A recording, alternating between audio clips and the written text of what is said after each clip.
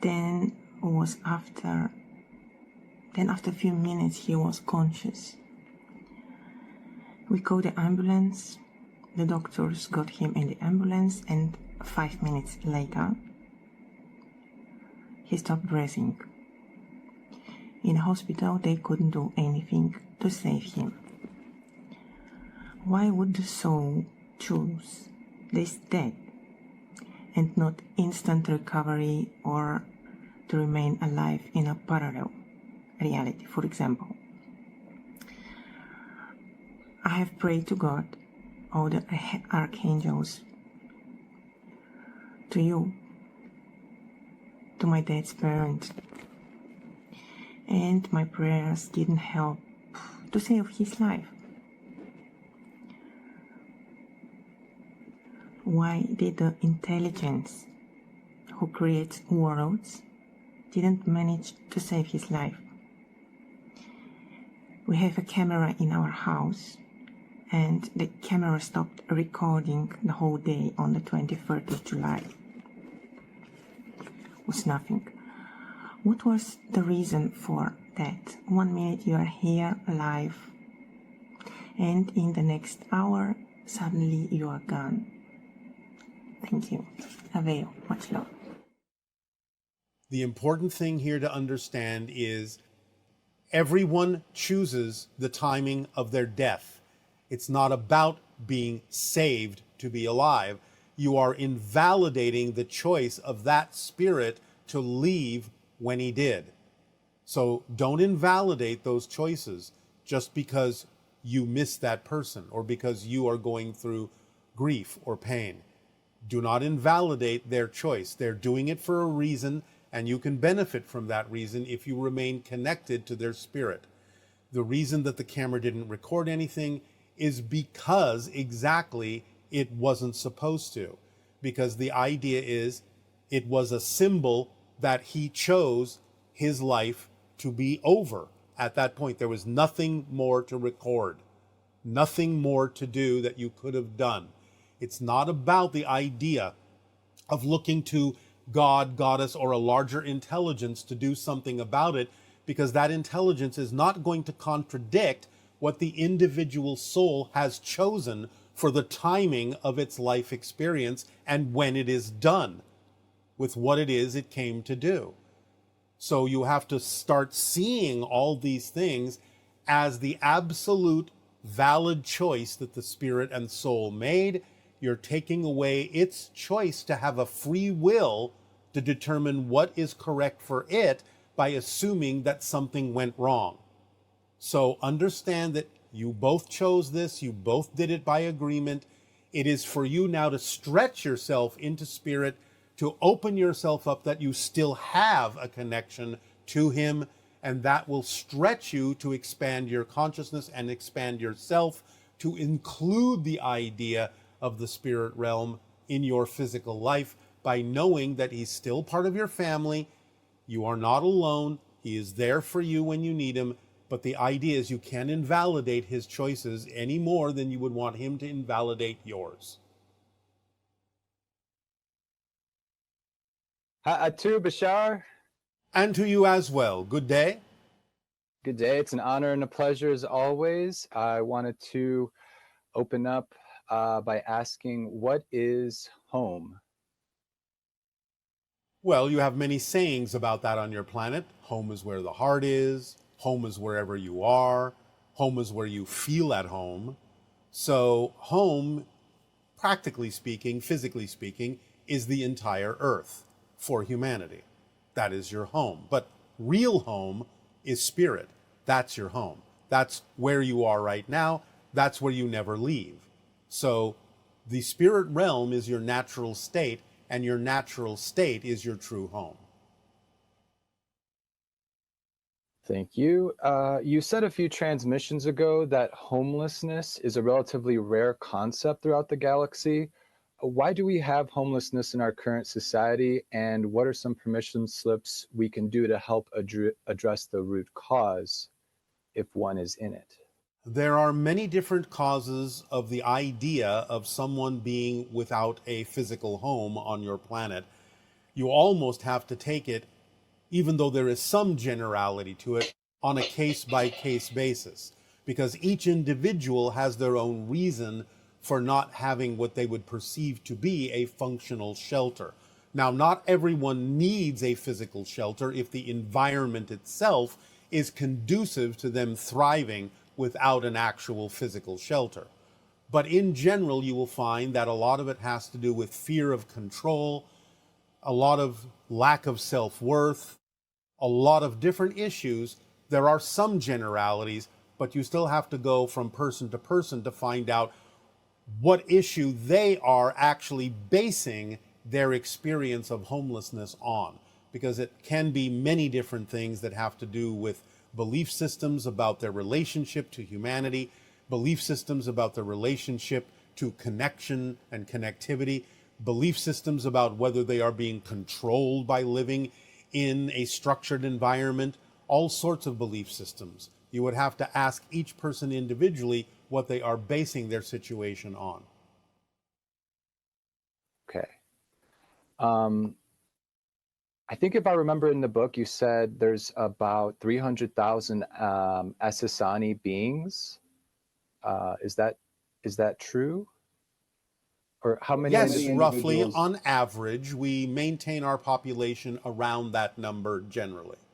And what percent of them have had Earth incarnations? About 15%.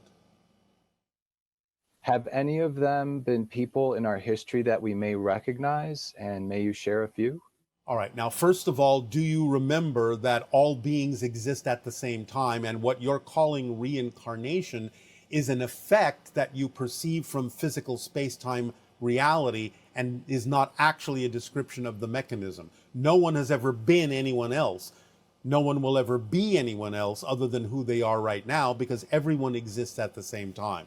So when you talk about the idea of incarnations, you're talking about the idea of beings making an energetic and informational connection to other beings that coexist in parallel timelines at exactly the same overall time that you exist. Do you understand this concept? Yes. So no one has ever been anyone else. So many beings in our world may connect energetically to a lot of beings in your world and other worlds as well that you know historically, but we are just clarifying no one has ever been, actually physically been, a historical being in your reality. Okay. What do you do in your ship above Bell Rock? Are you always there? In a manner of speaking, you would perceive that I am always there, but time for me is not what it is for you. I can experience the coming and going, while you may experience my constant being. So there are many things that I do.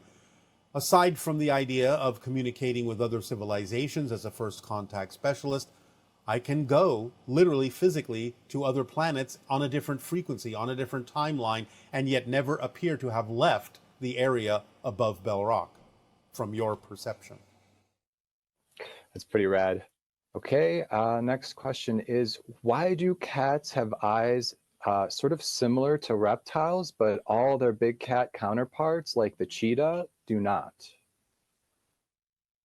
There is a connection in the eyes to the idea of humanity. For those that have the round pupils, there is a connection to other dimensions and other realities for those that have slits. So kind of like goats do too. But they have different kinds of slits. And that represents something different yet again. What does it represent? I've worked with a lot of goats. I'm just curious. It represents the idea of seeing different slices of reality that that have to do with the idea of communal animals, herd mentalities. It helps, shall we say, navigate the frequency of herd mentalities, of communal animals. Hmm. Got it. How can one travel in and out of the template level reality? Well, you do it all the time when you are out of body, when you are dreaming. Now, in the waking state, that is something that some people may be doing a little bit more consciously. Um, Yes, to just some degree, and it has to do with being malleable and flexible with regard to your definitions of space and time. And this is again one of the reasons why we give you all the formula, so that as you raise your frequency by acting on your passion, not abandoning logic or anything like that, or analytical thinking, of course, but as you raise your frequency, you become capable of seeing through the projection of consciousness that physical reality is, and can start to see the underlying structure that you have created in your consciousness that represents your chosen experiences of physical reality. And that is the template. And you can manipulate it to a certain degree in terms of those experiences, but not to any great degree that will remove you from the path you have chosen to experience in this life in general. is that kind of like the samadhi state? It is about becoming lucid in the physical dream. Okay. Why is letting go of the ego, even to the extent of aiming to let go of it completely, part of some spiritual traditions? That is a slight misunderstanding. It is not the idea of the ego vanishing, it is the idea of the negative ego not being allowed to express itself in that way. You need ego because ego is synonymous with simply the idea of the physical mind, and that device is used to perceive the concept of physical reality. So it's just that when you are in a flow, when you are matching the frequency of you creating your physical reality experience, it feels absolutely effortless, feels like your ego structure, your physical mind, is not doing anything at all. And that's what feels like it's not there, even though it is, because it's still allowing you to perceive the physical reality that you are creating, which is fundamentally the ego's only function, just to perceive physical reality. Got it. Um, how much and to what degree will our governments be involved with the idea of open contact? To some degree, but not as much as they think. Got it. How can one self-check the degree of relevance that a certain outcome or life trajectory pertains to oneself? By always using the fourth principle of the formula of staying in a positive state and remembering that it doesn't matter what happens, it only matters what you do with what happens that makes the difference on your path. So by staying in that state, no matter what manifests, you will always be able to gain a benefit that will give you the lesson you need to learn, that you chose to learn in this life, to face the challenges that you chose to face. Thank you. That one, that one took me a few years to really understand, but That is walking that perfectly one. fine. What is the ETA of free energy devices on our current timeline? Possibly somewhere within the next 10 to 20 of your years at the most. Okay, and my last question, what is the long-term goal of the social experiment we are in the middle of? It's not so much the idea of a goal as it is an opportunity to gauge how ready you decide you all are to have open contact with other species.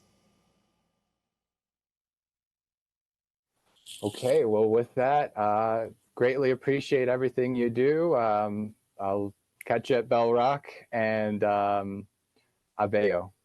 Aveo. Good day.